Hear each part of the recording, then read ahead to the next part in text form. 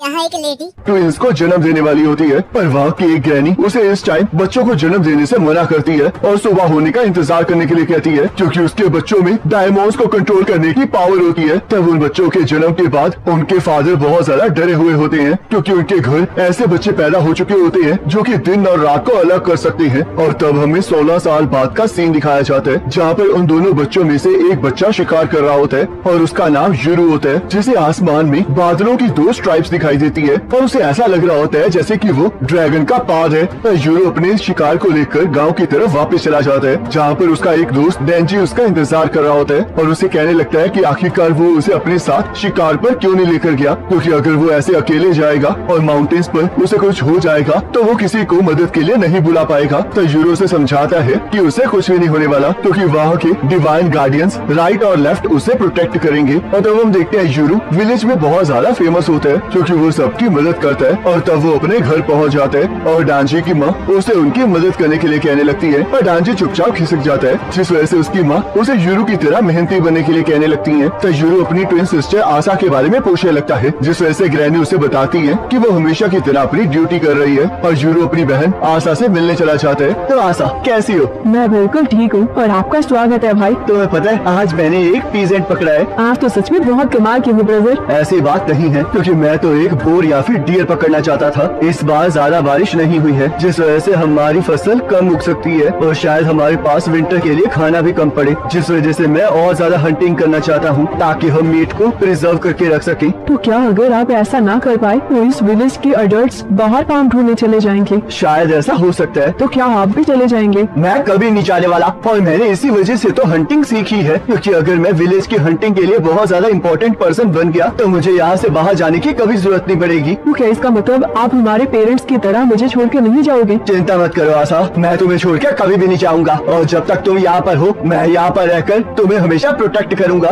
तब आशा इससे बहुत ज्यादा खुश हो जाती है और डेंजी की माँ यूरू को बताती है कि देरा वहाँ पर आ चुका है। और यहाँ हम देखते हैं देरा बाहर की दुनिया से सबके लिए कुछ न कुछ लाया होता है, ताकि वो लोग गुड्स के बदले में उन चीजों को एक्सचेंज कर सके। तब गाँव के लोग देरा से बाहर के लोगों के बारे में पूछ रहे होते हैं, जिस वजह से देरा उन्हें बताता है कि बाहर की इकोनॉमी इतनी ज्यादा अच्छी नहीं है और बाहर पेंडेमिक भी चल रहा है, जिस वजह से वो कुछ हर्ब्स चाहता है। और हम देखते हैं वो गांव वाले उसे वो हर्ब्स देख के उससे कुछ सामान ले लेते हैं। तो यूरो भी वहाँ पर आ जाता है और देरा उससे पूछने लगता है कि आखिरकार उसे क्या चाहिए। पर यूरो हमेशा की तरह एक ही जवाब देता है कि उसे बस आशा के लिए एक सोवेनियर चाहिए। तो देरा यूरो को वो सोवेनियर दे देता है और यूरो उसके बदले में देरा को पेजेंट का फेदर दे देता है, जिससे कि देरा बहुत ज्यादा खुश हो जाता है, क्योंकि वो उसे महंगे दामों पर बेच सकता है। तो देरा वहाँ से चला जाता है और डेंजी भी कहने लगता है कि वो भी एक दिन बाहर जाएगा, क्योंकि जो लोग आज तक बाहर गए हैं वो कभी वापस नहीं आए हैं, जिस वजह से उसे लगता है कि बाहर की दुनिया सच में बहुत कमाल की होगी। और यूरो को इससे कोई फर्क नहीं पड़ता है, क्योंकि वो हमेशा गाँव में ही रहना चाहता है, जिस वजह से डेंजी कहने लगता है कि वो आशा को लेकर बाहर क्यों नहीं जाता, क्योंकि इस तरह तो उसे आशा की फिक्र भी नहीं होगी और वो तीनों मिलकर बाहर की दुनिया भी देख लेंगे। पर हम देखते हैं यूरो को इसमें बिल्कुल भी इंटरेस्ट नहीं होता और वो कहने लगता है कि अगर आशा डेंजी के साथ होगी तो वो बिगड़ जाएगी, जिस वजह से डेंजी गुस्सा करने लगता है। आशा का यहाँ पर रहना जरूरी है, क्योंकि यहाँ पर उसकी एक इम्पोर्टेंट ड्यूटी है। तो डेंजी कहता है मुझे पता है, और वैसे अगर मैं सोचूं तो मैं आज तक आशा से कभी मिला ही नहीं हूँ। तो यूरो कहता है वो बस कुछ ही लोगों से मिलती है, और वैसे भी मैं तुम जैसे कॉमनर को उससे मिलने नहीं दे सकता। तो डेंजी फिर से यूरो पर गुस्सा करने लगता है और यूरो उसे उसके साथ लड़ने के लिए कहने लगता है, जिससे कि डेंजी मना कर देता है। पर तभी उन्हें अचानक से आवाजें आने लगती हैं। या ये कोई ड्रैगन रोड है, और देखो मुझे आज दूसरी बार एक ड्रैगन का ब्यूटीफुल पाथ दिखाई दिया है। तो डेंजी कहता है पर इस पर ये आवाज थोड़ी अलग तरीके की है। तो यूरो कहता है पर मैंने इस आवाज को माउंटेन में हंटिंग करते टाइम बहुत बार सुना है। तब उन्हें वो आवाज और भी ज्यादा करीब से आने लगती है और उन्हें समझ नहीं आ रहा होता कि आखिरकार चल क्या रहा है। और तभी हम देखते हैं एक पर्सन अपनी पावर से उस विलेज के बैरियर को तोड़ देता है, जिसका एहसास देरा को भी हो जाता है। और जिस चीज को वो ड्रैगन समझ रहे होते हैं वो असल में एक एरोप्लेन होता है। तो वहाँ पर 2 चॉपर्स उस विलेज के आसपास घूमने लगते हैं, जिन्हें देखकर सारे विलेज वाले भी हैरान हो जाते हैं। और तभी कुछ सोल्जर्स गाँव वालों को मारते हुए आगे बढ़ने लगते हैं और देरा के ऊपर भी गोलियां फायर कर देते हैं। तब सभी लोग ग्रैनी से पूछने लगते हैं कि आखिरकार चल क्या रहा है, जिस वजह से ग्रैनी सबको बताती है कि विलेज का बैरियर टूट गया है और उन्हें भी नहीं पता है कि आखिरकार ऐसा क्यों है। पर उन्हें इस बात का यकीन है कि वो लोग यूरो के लिए आए हैं, जिस वजह से ग्रैनी यूरो को बचाकर उनके पास लाने के लिए कहने लगती है। तब वो लोग यूरो को ढूंढने चले जाते हैं और यहाँ पे इतनी सारी लाशों को देखकर डेंजी को समझ नहीं आ रहा होता कि आखिरकार चल क्या रहा है। तब यूरो उसे अपने साथ चलने के लिए कहता है और वो लोग 2 सोल्जर्स के साथ टकरा जाते हैं, जो कि यूरो को पहचान लेते हैं। तब यूरो अपनी तीर से उन्हें घायल कर देता है और एक सोल्जर डेंजी के ऊपर गोली से फायर कर देता है, जिससे कि डेंजी बच जाता है। और उन दोनों को ही समझ नहीं आ रहा होता कि आखिरकार वो किस चीज का इस्तेमाल कर रहे हैं। तो यूरो और डेंजी उन सोल्जर्स को एक जोरदार लात मारते हैं और ग्रैनी की तरफ बढ़ने लगते हैं। तो उन चॉपर्स को देखकर यूरो को कुछ समझ नहीं आ रहा होता, क्योंकि वो चीजें उसे ड्रैगन्स नहीं लग रही होती और उसे ये भी पता होता है कि वो उनके आगे नहीं जीत सकता। तब वो दोनों गार्डियंस के स्टैचू के पास पहुंच जाते हैं और यूरो डेंजी को वहाँ से पत्थर हटाने के लिए कहते हैं, जिस वजह से यूरो एक सीक्रेट पैसेज को खोल देता है और उसके बारे में सिर्फ यूरो को ही पता होता है। तो वो दोनों उस सीक्रेट पैसेज की तरफ आगे बढ़ने लगते हैं और यहाँ हम देखते हैं चॉपर से एक लड़की गैबी विलेजर्स के पास उतर गई होती है और जैसे ही वो एक बंदे की तरफ खाने का इशारा करती है, वैसे उस बंदे का आधा शरीर कट जाता है। तो गैबी इसी तरह बाकी विलेजर्स के ऊपर हमला करना स्टार्ट कर देती है और उन सबकी बॉडी कटना स्टार्ट हो जाती है। तब हम देखते हैं गैबी ने एक बच्ची को छोड़कर बाकी सभी लोगों को मार दिया होता है। चिंता मत करो, मैं बच्चों को बाइट नहीं करती हूँ। और हाँ ग्राउंड स्क्वाड, मैंने आउटर और मिडिल एरिया को क्लियर कर दिया है, तो तुम यहाँ पर आ सकते हो। पर हम देखते हैं ग्राउंड स्क्वाड कोई भी जवाब नहीं दे रही होती, क्योंकि देरा ने उन्हें खत्म कर दिया होता है। देरा एक लड़की हाना को फोन कर देते हैं और उसे बताते हैं कि बैरियर टूट चुका है, जिस वजह से उन्हें कहीं और मिलना होगा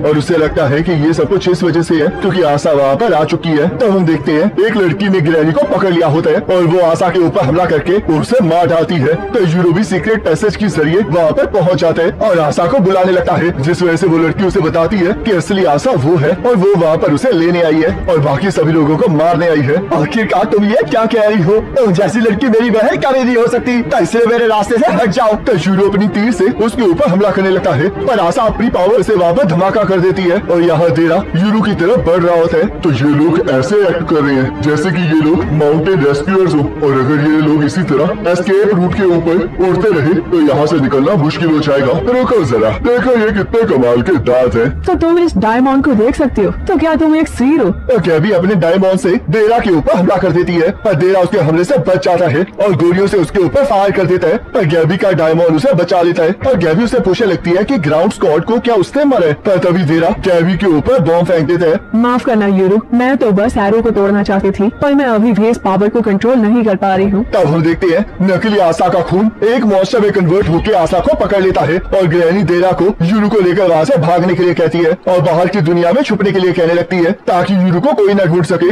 और इस वजह से देरा यूरो को लेकर वहाँ से भाग जाता है। तब देरा और यूरो फिर से गार्डियन स्टैचूज के पास पहुँच जाते हैं और यूरो को समझ नहीं आ रहा होता कि आखिरकार चल क्या रहा है। पर देरा उसे इस टाइम माउंटेन से नीचे उतरने के लिए कहते हैं और तभी चौपर से एक स्नाइपर उनके ऊपर हमला करने लगता है। तब देरा की गन की गोलियां भी खत्म हो जाती हैं, जिस वजह से वो कुछ भी नहीं कर पा रहा होता। अगर वो तीत वाली लड़की फिर से यहाँ पर आ गई तो हम लोग फंस जाएंगे। आशा मर गई है, रुको, उसने तो मूव किया था तो शायद वो ना मरी हो और ऊपर से तो हमने ग्रैनी को भी पीछे छोड़ दिया है। आखिरकार वो लड़की कौन है जिसने सबको मार डाला है? इस टाइम ये सब कुछ एक्सप्लेन करने का टाइम नहीं है, तो इसलिए तुम्हें राइट और लेफ्ट का इस्तेमाल करना पड़ेगा। क्या तुम डिवाइन गार्डियंस की बात कर रहे हो? आखिरकार तुम कहना क्या चाहते हो? देखो वहाँ पर इन दोनों मूर्तियों के बीचों बीच एक होल है और तुम्हें वहाँ पर इस चीज को रखना है। यूरो को कुछ समझ नहीं आ रहा होता पर देरा उसे प्रेशराइज करने लगता है, जिस वजह से यूरो के पास उसकी बात मानने के अलावा कोई चारा नहीं होता और वो उस होल के पास पहुँच जाता है पर उसके अंदर कचरा भरा होता है और वो देरा से इस बात की शिकायत करने लगता है, जिस वजह से देरा उसे जल्द से जल्द उसे क्लीन करने के लिए कहने लगता है। तब हम देखते हैं स्नाइपर्स भी यूरो के ऊपर हमला नहीं कर पा रहे होते क्योंकि उनके ऑर्डर्स यूरो को जिंदा पकड़ने के होते हैं। तब यूरो उस आइटम को उस होल के अंदर लगा देता है और जैसे देरा को इसके बारे में बताता है वैसे ही देरा यूरो का सिर उस आइटम पर दे मारता है, जिससे कि यूरो का खून उस आइटम के ऊपर गिर जाता है और वो स्नाइपर जैसे ही देरा के ऊपर हमला करने लगता है वैसे ही गार्डियन स्टैचूज चमकने लगते हैं और उनमें से एक पावरफुल एनर्जी निकल के उन दोनों चॉपर्स को उड़ा देती है, जिससे कि यूरो को कुछ समझ नहीं आ रहा होता और गैबी को भी उन चॉपर्स को नीचे गिरता हुआ देखकर बिल्कुल अच्छा नहीं लगता क्योंकि अब उसे माउंटेन से नीचे पैदल उतर के जाना पड़ेगा। तब गैबी को समझ नहीं आ रहा होता कि आखिरकार उन चॉपर्स को किसके डायमंड्स ने नीचे गिराया है और वो उम्मीद कर रही होती है कि वो जो भी हो वो कमजोर ही हो। देखो लेफ्ट, हमारा मास्टर एक बच्चा है और इसे देखकर लग रहा है कि हमारी इसके साथ बहुत अच्छी बनने वाली है। चाहे ये एक बच्चा हो या फिर एडल्ट हो, पर फिर भी हमें इसके हर एक ऑर्डर को मानना होगा क्योंकि ये हमारा मास्टर है। घोस्ट, डीमन, मॉन्स्टर्स या फिर स्पिरिट्स, हम ह्यूमंस इन्हें अलग अलग नामों से बुलाते हैं और यहाँ पर सभी लोग इन्हें डायमंड्स कहते हैं और शुरू ये तुम्हारे डायमंड्स